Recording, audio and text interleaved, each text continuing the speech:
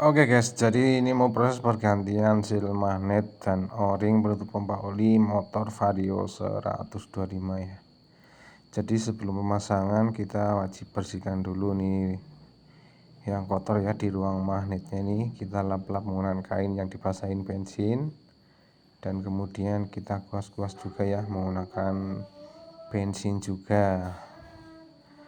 Nah kemudian setelah bersih kita lanjut membersihkan penutup pompa olinya, dan kita buka ini seal magnetnya. Nah itu sudah terlepas seal magnetnya, dan kemudian kita bersihkan dulu ini ya penutup pompa olinya. Kita kuas-kuas menggunakan bensin ya. Nah setelah bersih kemudian kita lap juga itu ya bagian bibir-bibir yang buat tatakan penutup pompa olinya ya. Kita bersihkan juga itu as magnetnya supaya hasilnya tidak terkena kotoran lagi. Nah kemudian lanjut kita bersihkan spool ACG nya ya, kita siram menggunakan bensin ya, kemudian kita kuas-kuas dan kemudian kita semprot menggunakan angin. Nah setelah itu kemudian lanjut pemasangan seal magnetnya ya dan o-ring penutup pompa olinya. Nah ini kode ya, kodenya seal magnet dan o-ring penutup pompa olinya. Saya menggunakan ori AHM supaya awet. Nah kemudian lanjut kita pasang seal magnet. Nah proses pemasangannya jangan sampai terbalik. Nah seperti ini ya posisinya ya. Nah kemudian kita tekan dulu menggunakan tangan, dan kemudian kita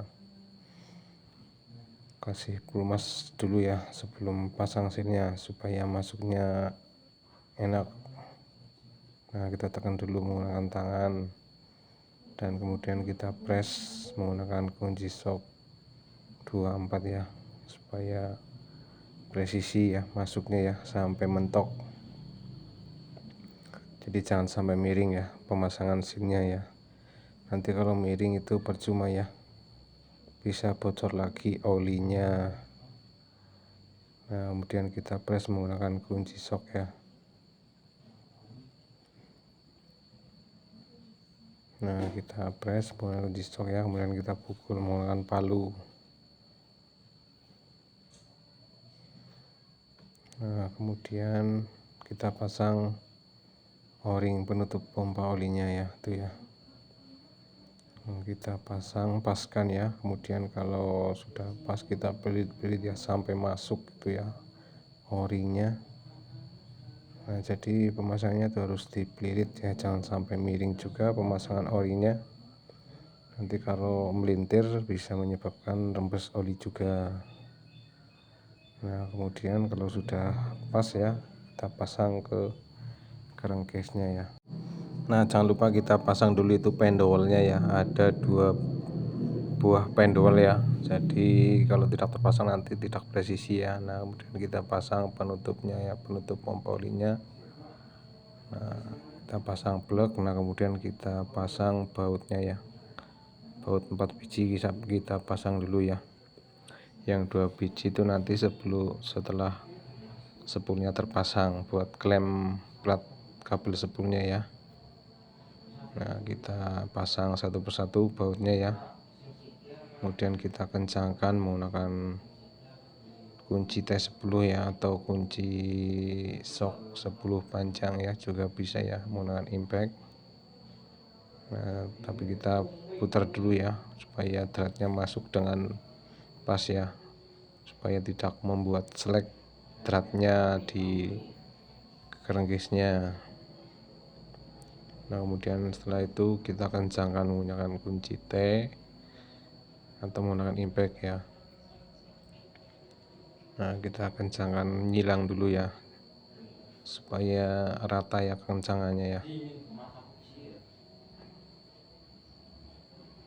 Nah setelah ini kita pasang spoolnya ya, spool ACG nya.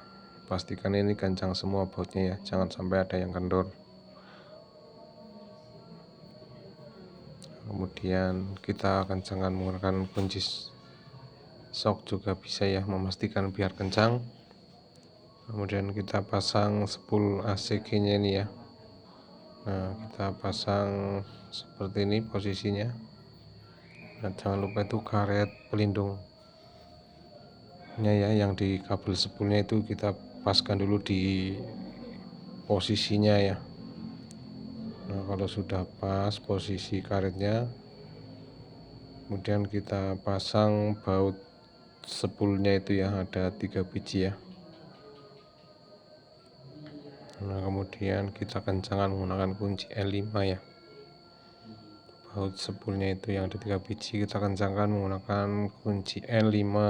Nah, kemudian kita pasang juga baut buat sensor CKP nya itu ya, yang bawah ya, yang ada knocknya itu ya, baut L nya sama menggunakan kunci L5 ya, mengencangkannya.